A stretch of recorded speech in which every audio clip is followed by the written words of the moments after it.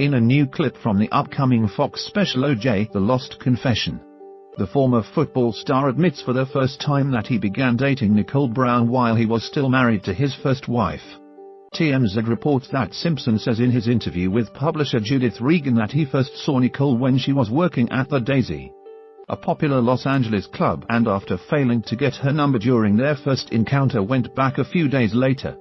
Simpson confirms that he then began a relationship with Nicole despite the fact that he was still with his first wife Marguerite, who had just given birth to their daughter Aaren at the time. Nicole meanwhile had just graduated high school. This is just one of the many revelations being made by Simpson on the special, which Fox will air at 8 p.m. on Sunday opposite the premiere of American Idol on ABC. In another clip posted by TMZ on Friday, Regan claims that Simpson's lawyers told her he murdered both Goldman and Nicole, an allegation the former football player later confirmed, says the publisher. That bombshell admission was made on the grounds that his book not be called I Did It, according to Regan.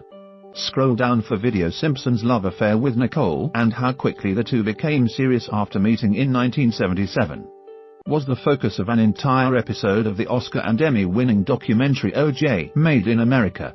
Simpson's friend Thomas McCollum III recalled his first trip to the Daisy with the football star, and the exact moment the then 30-year-old Simpson saw Nicole, who was still a teenager. He was married to Marguerite at that time. But as we're sitting there, this gorgeous little surfer blonde is waiting tables at the lunch hour, said McCollum. OJ goes, "Wow, who's that?" And Nicole came over and she said hello, and she didn't walk 10 feet away, and he looks right at owner of the Daisy, Jack Hansen, and says, "I'm going to marry that girl." David LeBon was Nicole's roommate in Los Angeles at the time and said he was shocked at how quick it was happened, and the state his friend came home in after her first date with the former football star. She was 18 years old. She had just graduated from high school. "She was like my little sister," said LeBon. She goes, "I met this man and his name is O.J. Simpson. They went out and I waited up for them. She got home and it was like 2:00 in the morning and her jeans were ripped and I went, 'What happened?' And she goes, 'Well, he was a little forceful.' And I go, 'Nicole, why would you let him on a first date be a little bit forceful?' He went on to say that Nicole told him that she really liked Simpson. That was the start of it," said LeBon. 2 days later, LeBon said that Nicole told him Simpson was buying her a car and getting her an apartment.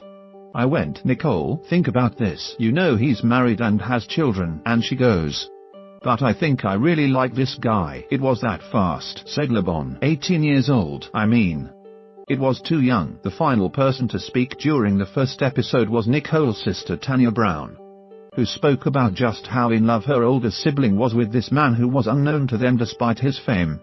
"We didn't know who he was. We're girls in the Brown house. We didn't grow up with football. We went to the beach," said Tanya. "We were like, 'Who are you?'" She then added, "They had a real love affair, these two. When they were together it was just love. And that's what makes this thing so sad." In a clip that was released earlier in the week, Simpson spoke about what it was like attending Nicole's wake. "It was tough. I just remember seeing her there and I still had so many feelings of, if you're angry with a person upon their death, if you're angry with someone about whatever is going on in your life when they die, it's not like that anger disappears." Simpson told Judith Regan back in 2006 when he taped the special. He did not stop there, going on to explain that he felt most of that anger over the fact that he would no longer be able to yell at Nicole, who had died just 3 days prior to the service in a gruesome double murder. When later asked by Regan what he said when leaned over and kissed Nicole, Simpson responded, "I don't know that I said anything, to be honest with you." The special, in which Simpson hypothesized about how Nicole was murdered, will air Sunday and include a panel discussion with Regan, a member of Ron Goldman's family, and prosecutor Christopher Drayden, led by Soledad O'Brien. The veteran anchor posted about the special on Wednesday, writing, "In Tampa, laying down final tracks for our special on O.J. Simpson and his 2006 INTV with Judith Regan. Most bizarre and insane interview I've ever been a part of." Simpson specifically references a 911 call that was made in October of 1993, when the two were entertaining the idea of a possible reconciliation for the final time. Nicole called authorities twice on October 25 after a violent episode broke out between her and Simpson, culminating with the former football player trying to break down her door to gain entry into her residence. His ranting and raving outside, Nicole told the dispatcher, stating later that Simpson was going to beat the S out of her when asked if this had happened in the past. Nicole said, "Many times through this all, Simpson can be heard in the background screaming. And at one point shouts, 'OJ worked his ass off for this family,' for Keith 12 years after that call." Simpson used his interview to point out he was right.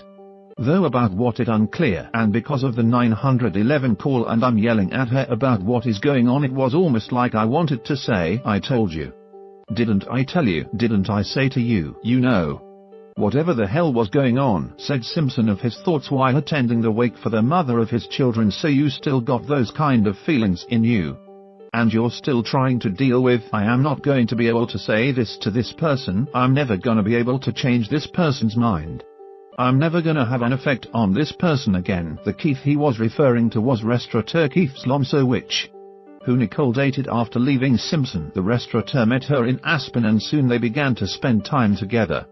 Her and her friends came by the restaurant Mezzaluna one night and then, all of a sudden, "I see the Bentley come screeching up to the front of the door," said Slomsowicz of his first meeting with Simpson in the Oscar-winning documentary OJ, Made in America. OJ walks in, comes straight over to our table, slams his hands down, looks me straight in the eye and says, "I'm OJ Simpson and she's still my wife." Nicole would later tell Slomsowicz that Simpson actually followed them home and watched the two make love one night. This behavior is why the Brown family was suspicious of Simpson from the start, something he acknowledged in the special while detailing his exchange with Nicole's mother at the wake. "I just remember Judy Brown pulling me over and looking me in the eye and saying, 'OJ, did you have anything to do with this?'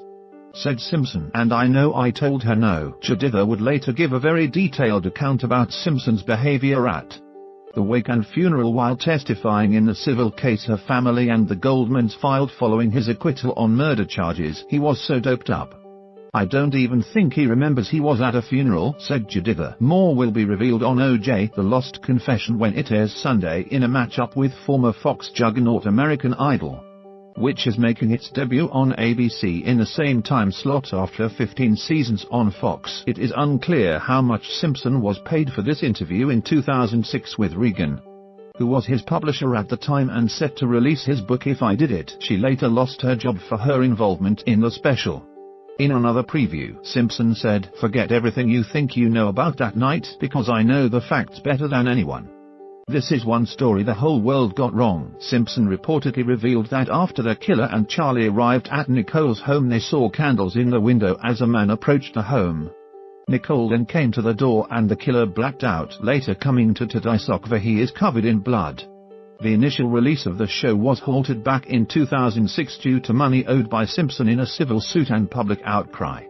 The former football star was ordered to pay the Goldmans $33.5 million by a civil court jury shortly after he was acquitted of double murder.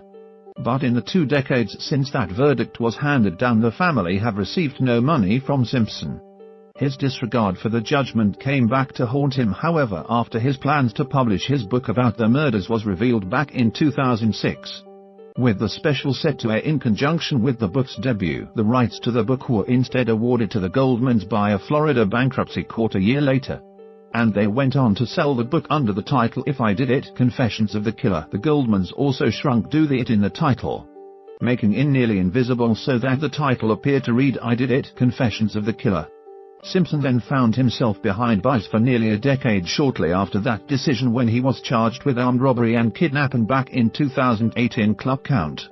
The verdict that was handed down exactly 13 years to the day that he was acquitted in her murder trial.